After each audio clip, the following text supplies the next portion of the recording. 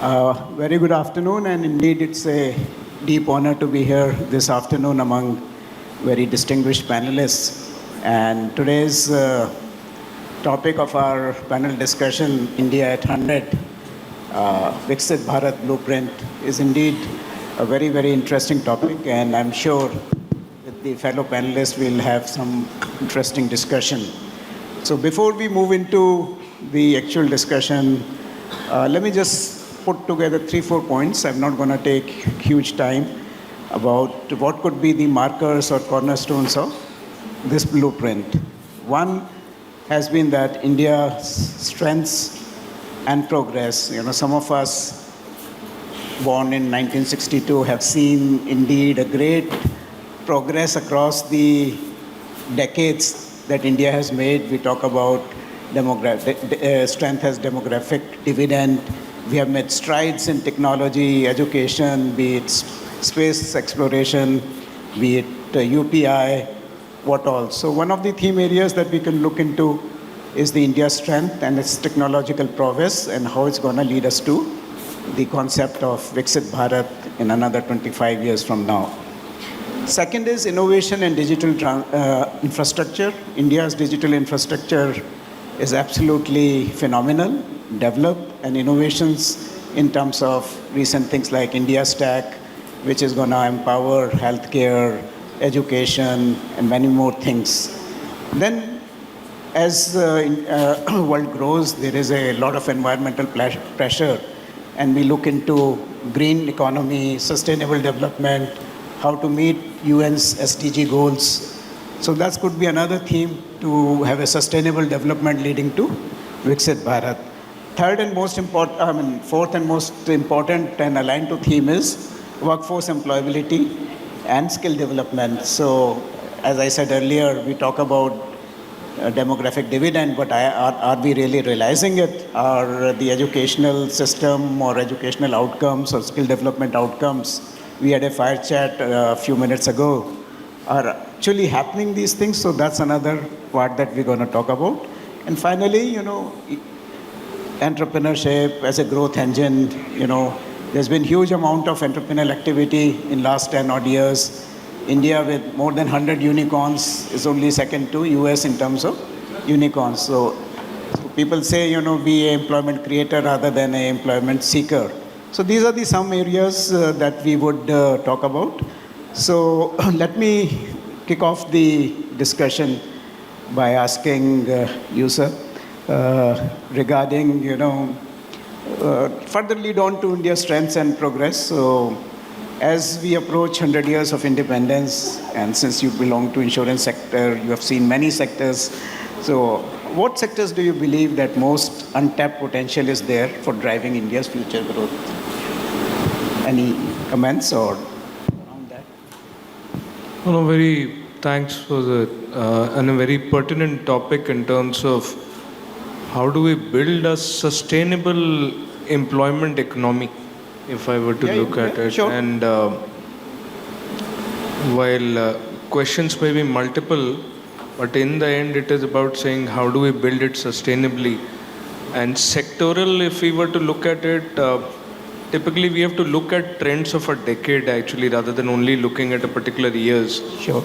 And if we look at decades to come, we will obviously for sure see the build-up of the momentum in the manufacturing, which is already happening, along with coupled with services, which is going to change along with the new era of how the Gen AI is going to become pervasive.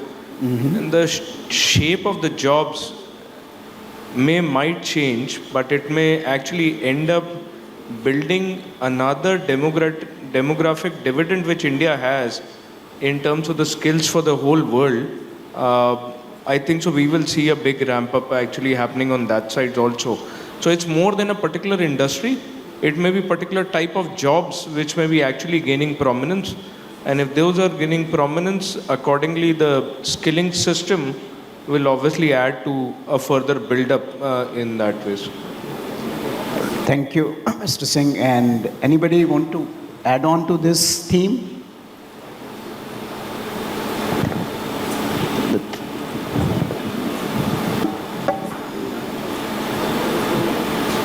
I just think that, reaching out to, sorry, can you hear me? Can you raise the mic a bit?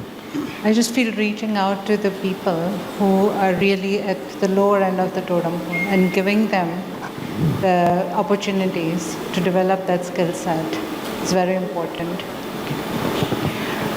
So, yes, sir, you can. I agree with sir. Whatever he has said, we have to look at the decade issues and the way forward for next 25 years and how the AI generation will take up. Because our majority of our population, 65% is in rural areas. Compared to China, it is 30% and United States of America is just 17%. So that rural divide has to come through only digital. And that's the only way we can reach out to, and rural stays there, and that becomes the university of learning and creating our sustainable development under the sustainable development goals. So I do agree with sir. Thank you. So next question, which, because Chenraj Ji and I come from educational sector, and Chenraj Ji's, reputation in being innovative about education and how the JAIN university system was built is known by everybody. So I would like to ask you, Chenraj Ji, that with fast-changing global job market, how can Indian education be reformed to ensure students graduate with skills that are aligned with industry needs and future trends? Last 50, 60 years, we have been just trying to produce graduates. And then came the national education policy, then gross enrollment ratio by 2035, we should reach 50%, which we are now 27%. But then education is not just about reading and writing, it is about the illiteracy comes there when there is learning, unlearning and learning. It's a continuous process. So the gap between the industry and educational institutions are very huge. There is no connectivity between the curriculum and the industry interface. If you look at the top 800 companies in India, they are doubling their profit every 5 years. Every 10 years, they are quadrupling it. But then the McKinsey report says that if the curriculum and the integration of their requirements is not met, I made that experiment somewhere in 2002 when ICICI Lombard and HDFC, I said, I have 80 students with me. Now you tell me what you want. You give me the curriculum. That time we are not under the control regimen because it was autonomous PGDBM programs. I still remember those 600 odd students who studied autonomous with us. They are doing extraordinarily well, better than the best institutes of India, because the entire industry was connected with that, and they came and trained them, and they have reached at the best levels. So somewhere the graduation gets restricted in the name of a certification degree. If I take engineering as a whole, 95%, 97% of the people are not employable at all. But we have in the rating good institutions in India, barring few good institutes. So the entire 15 million population, 1.5 crore, maybe 15 million passing out, and the job gap, 50% not even employable, 1 out of 3 is not even employable. The issue is very, very big. It cannot be answered in just short time. No, I'm but sure. I just wanted to restrict it to that. Yeah. That if industry partnership and institutional synergy goes together with the government policies, which was mentioned by Atulji also, that is the need of the hour. And if Viksit Bharat in 2047, if we have to see by 7% of GDP growth to continuously happen, imagine by 2030 we require more than 150 million jobs. And the unemployment is almost 18 to 25% among the youth graduates.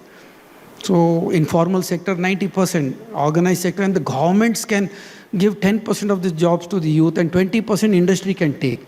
If I take some industries like ITC, if I take Coca-Cola, if I take big multinationals, Adani Group, if I take good industries, if you look at their turnover, if you look at their market capitalization, 5 lakh crores or 6 lakh crores, but their employees is only 47,000, 21,000, Hindustan Lever only 45,000, 21,000 in ITC.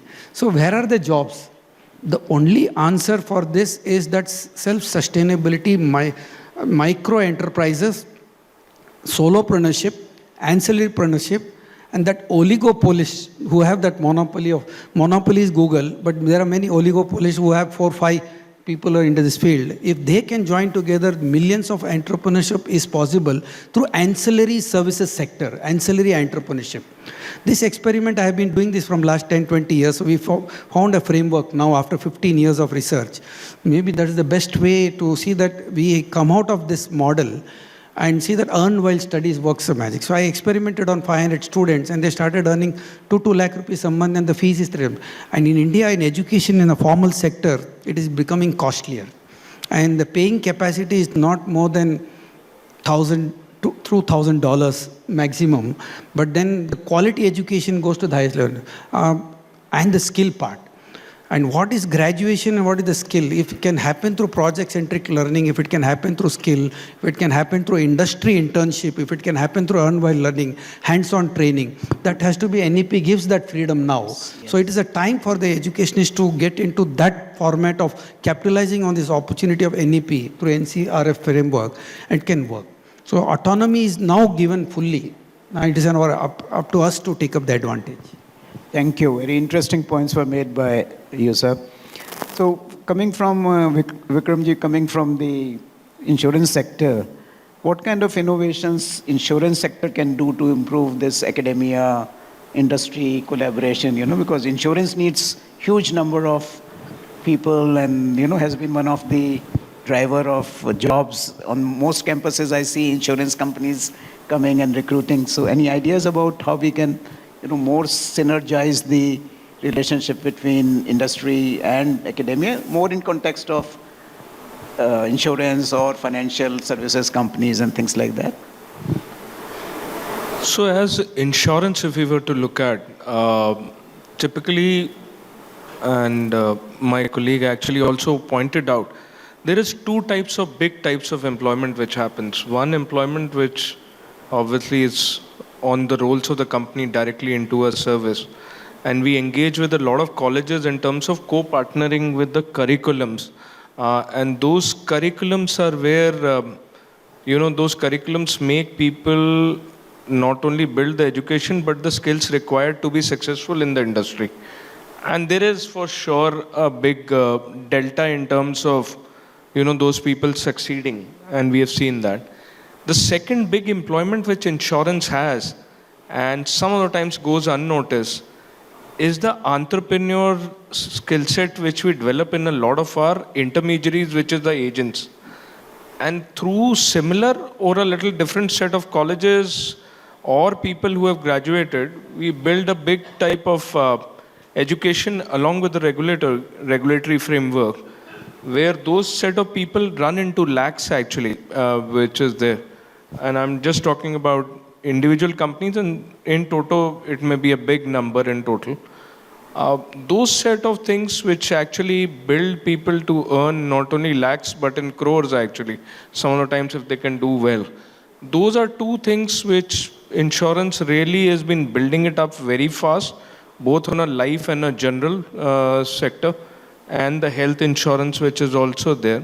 And I see this because right now, insurance is as low as 1.5% to 4.5% between those three different sectors in terms of penetration in India.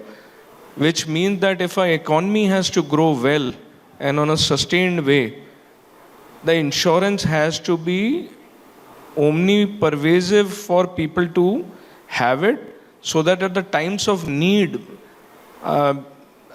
they say actually in US when, and just to take a metaphor, in US if there is any kind of a natural calamity, people become richer after that some of the times. But in India, actually 10 to 20% people go below the poverty line. Now this, why is the difference? The difference is because of the sector to not have that kind of a penetration in that way. In India, you lose your total household saving in that way. So this employment which generates out of it not only builds that, but equally when the insurance in India is taking up now fast, this will add to big time in terms of helping the economy to grow in a sustained way. One from employment, the second from not letting it go down, and somewhere that 2047, what we are trying to achieve, it needs to be looked into from a short term to long term. We need to be growing. We can't be going with too many ups and downs in between, because otherwise the whole thing may get a beating in that ways.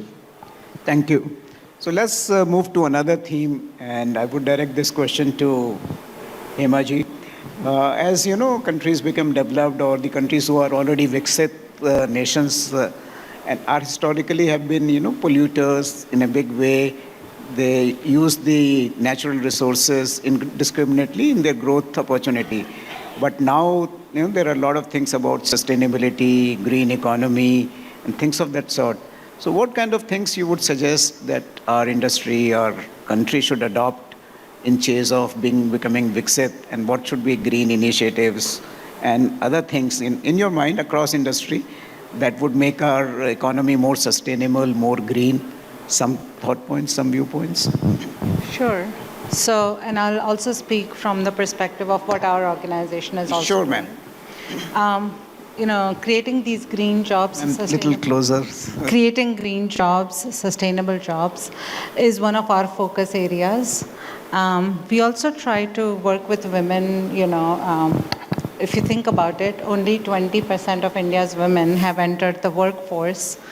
And so what we are trying to do is, through our programs like Village Vistar, we are trying to bring these women into the job market, where we can double the household incomes, and also at the same time promoting green jobs, sustainable jobs. Sure.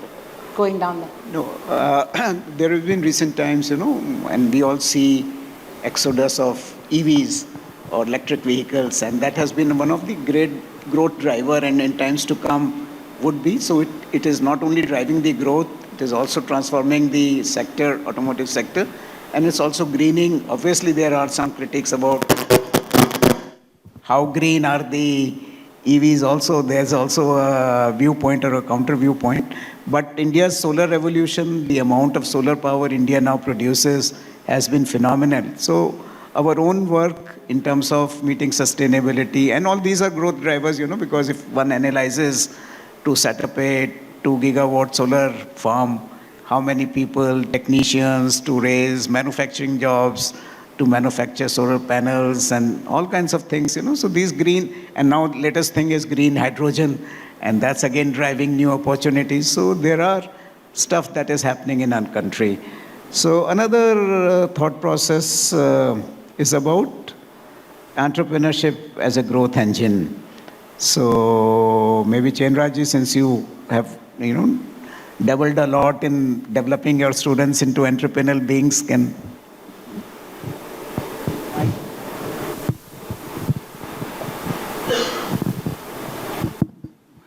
Micro entrepreneurship or solopreneurship, or you take passionpreneurship, ancillarypreneurship.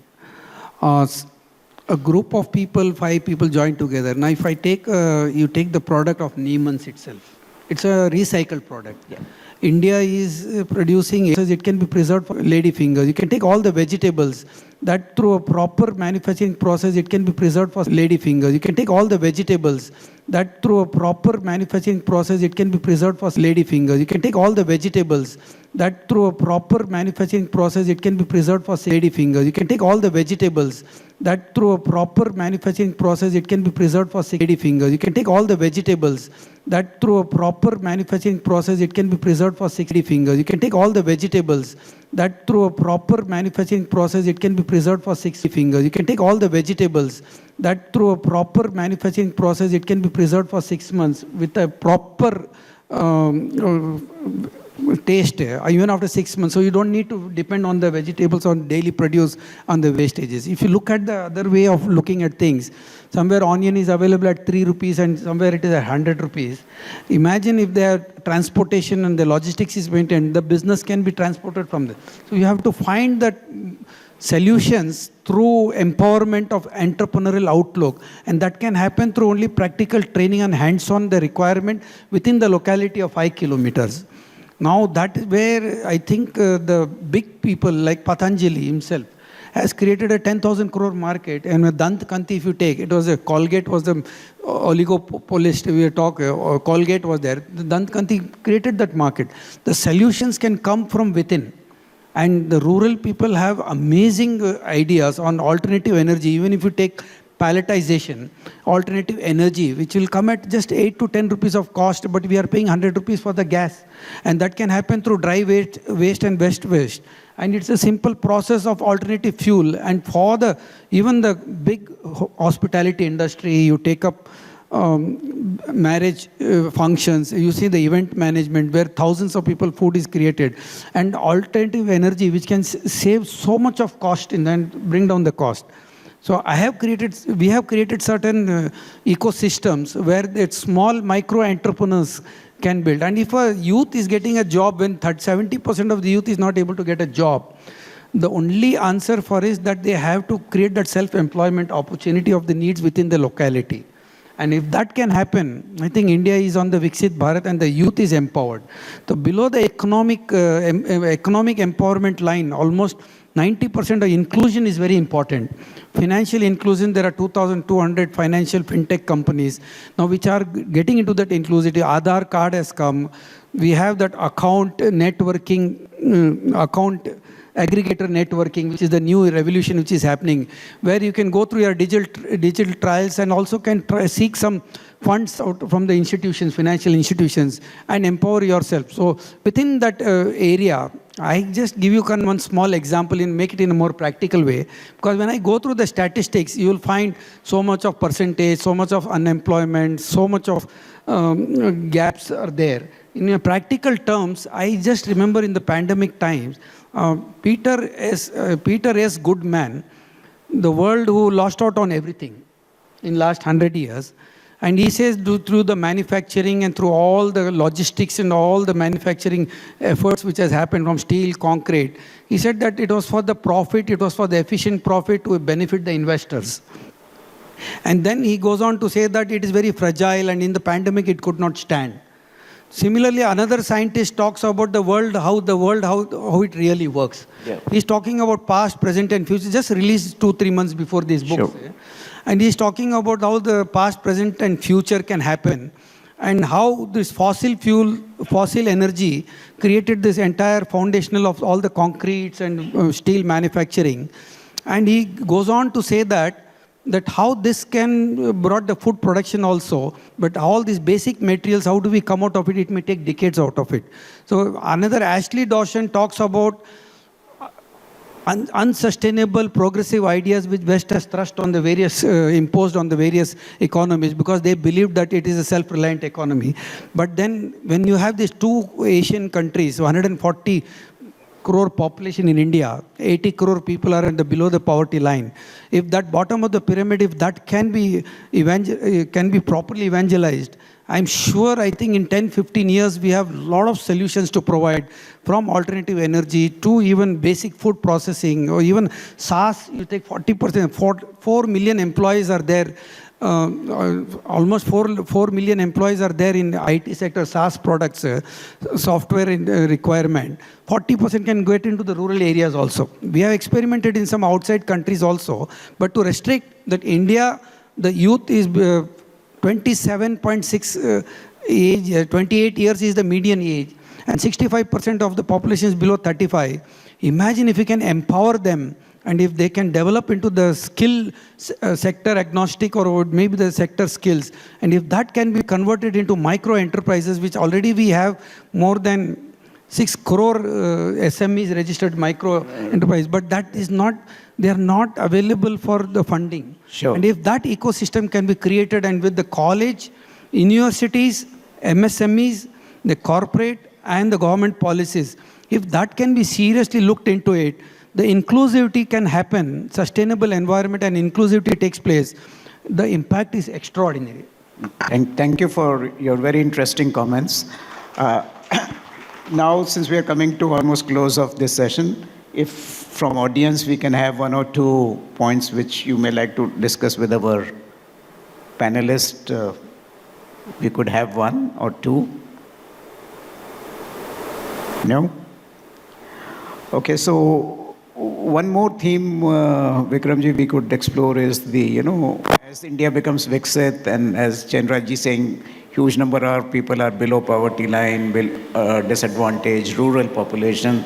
So how do you think Viksit Bharat should do the inclusive growth and look into human capital development also, because HR, human development is one of your areas as well in professional life. So any ideas about inclusive growth and human capital development? There's another one. It's okay. Working now. I think so. They shut down the mic saying we need to take a pause because the time is getting over in that way. But that was on a lighter side. Yeah. But see, the only way a nation can actually become great, any nation, is only when you have development in all different types of spheres, whether it is the bigger cities or whether it is a rural India. Unless it happens together, it may be difficult. And the good part is that technology is bridging that gap. A lot of those initiative unicorns globally to India also have started to use digital technology to build skills, to get them into the mainframe. And the good part of that is it adds to the low cost and high dividend value for people who go through that actually. The partnership of policymakers, the partnership of academia, industry can be successful when it is also, we talked about, financially feasible, and Mr. Tiwari also actually alluded to some bit of it. But every time you may not have financial things being available.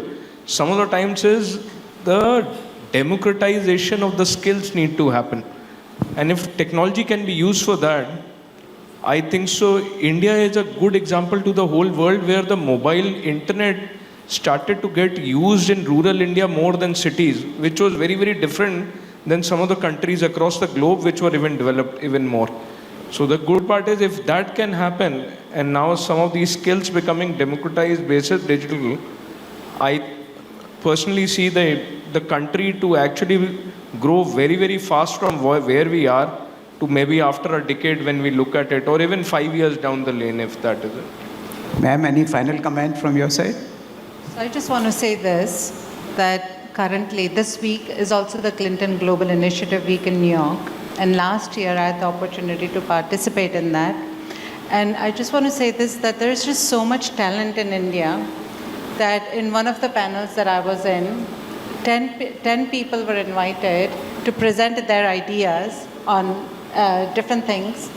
And 9 out of the 10 were Indians. It were our Indian youth.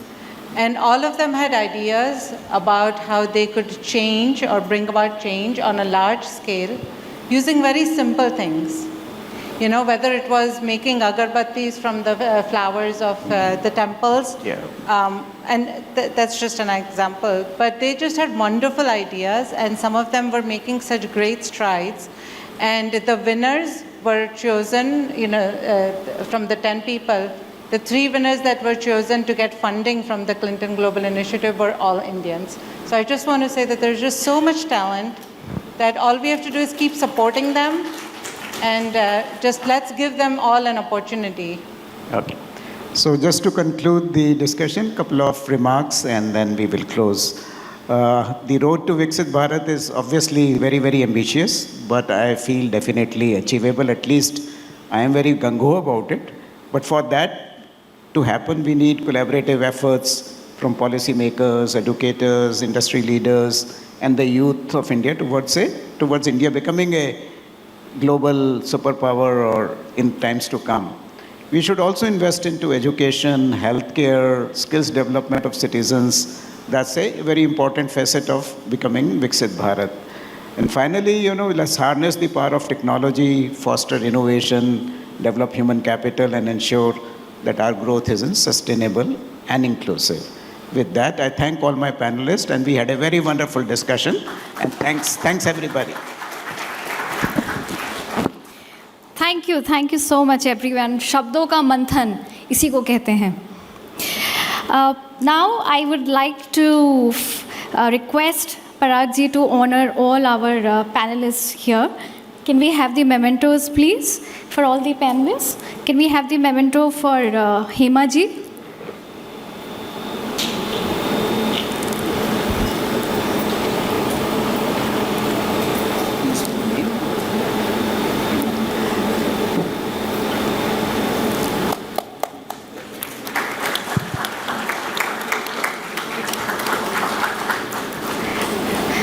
Memento for Chenraj Ji, please.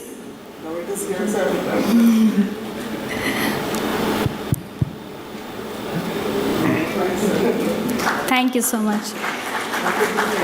Memento for Vikramjeet Ji, please.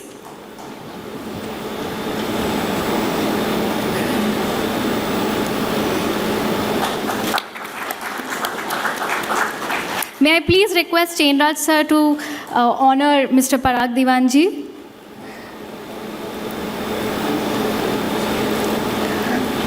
Thank you, sir. Thank you so much.